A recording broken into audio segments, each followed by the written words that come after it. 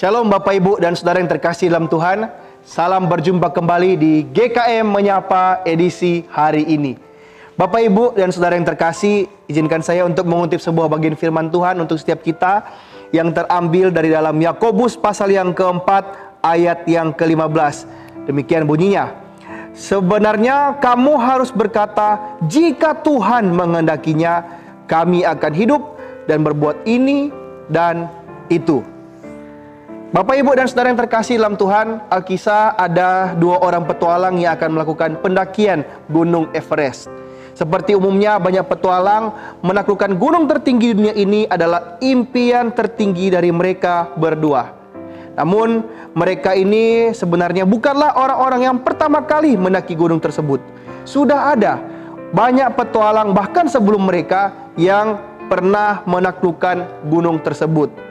Bahkan juga ada beberapa petualang yang telah menyusun peta rute terbaik untuk mendaki gunung ini dan menerbitkannya agar supaya harapannya para pendaki-pendaki selanjutnya dapat tertolong sehingga dapat mendaki dengan mudah dan aman selamat sampai di puncak.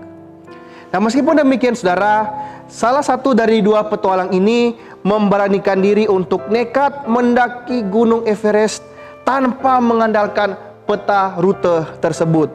Dia berkata, wah, petualang sejati tidak membutuhkan bantuan orang lain. Biarlah alam yang menjadi sahabat pribadi saya. Tapi tidak demikian dengan si petualang yang lainnya.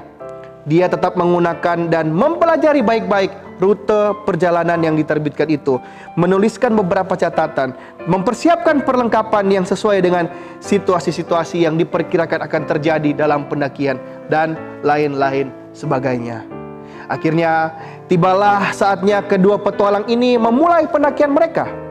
Si petualang yang membawa peta ini mengambil rute yang berbeda dengan si petualang yang nekat, sesuai dengan rute yang dianjurkan dari peta tersebut. Nah, sebaliknya, si petualang yang nekat mengambil rute ini, nekat tanpa menggunakan peta rute, itu dia mengambil rute yang lain dan dia menganggap rute tersebut dapat membawa dia lebih cepat sampai kepada puncak sesuai dengan banyaknya pengalaman dia mendaki gunung-gunung yang sebelum-sebelumnya. Saudara, pada akhirnya sang petualang yang sebelumnya yang membawa peta rute meskipun tiba lebih lambat di atas puncak, dia itu boleh sampai di atas puncak itu dengan selamat, bahkan menjadi yang pertama mendahului si petualang yang nekat itu. Bahkan saudara, pada akhirnya nasib dari sang petualang yang nekat memberanikan diri naik tanpa mengandalkan peta rute itu, dia menjadi hilang dan tidak pernah diketahui lagi apa yang telah terjadi kepadanya. Saudara yang terkasih dalam Tuhan, menjelang akhir tahun ini sebagian besar kita mungkin sudah memiliki segudang rencana dan persiapan untuk dilakukan. Ada yang memiliki sekadar garis besar saja akan impian dan resolusi yang ingin dicapai di tahun yang akan datang. Ada juga yang merasa biasa-biasa saja, membawa diri dengan santai memasuki tahun baru, baik itu siap maupun siap, toh harus masuk di tahun baru juga. Nah, saudara yang terkasih, apapun yang menjadi perasaan ataupun persiapan saudara, tidak bisa dipungkiri bahwa setiap masa itu pasti memiliki tantangannya tersendiri, dan mengandalkan kekuatan diri kita semata itu tidak akan sanggup untuk menolong kita menghadapi setiap tantangan yang akan menanti itu dengan baik. Karena itu saudara yang terkasih, firman Tuhan pada hari ini mengingatkan kembali setiap kita, mengajak kita setiap untuk kembali datang kepada Dia setiap kali sebelum kita memulai segala sesuatu. Yakobus mengingatkan jemaatnya untuk tidak melupakan Tuhan dalam segala perencanaan hidup mereka. Alasannya adalah karena kita tidak dapat menjamin apa yang dapat terjadi dan akan terjadi di hidup kita di masa yang akan datang.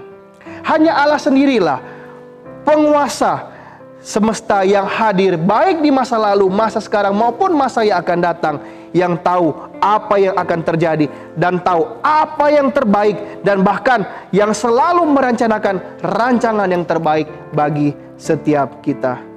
Dan itulah sebabnya saudara, bertanya dan mencari kehendak Dia setiap waktu, baik melalui doa maupun pembacaan firman Tuhan sebelum memulai segala sesuatu, adalah pilihan terbaik yang tersedia bagi kita, manusia yang berdosa dan terbatas, untuk memulai langkah kita menuju sebuah tahap atau sebuah masa yang baru. Mari saudara, kita mengandalkan Tuhan dalam setiap perencanaan hidup kita, baik itu untuk pribadi, untuk keluarga kita, untuk usaha pekerjaan kita, hingga pelayanan dan kesaksian hidup kita di masa mendatang nanti. Kiranya Tuhan Yesus senantiasa dan selalu menyertai hidup kita, baik dulu, sekarang, maupun di masa yang akan datang. Tuhan Yesus memberkati. Amin.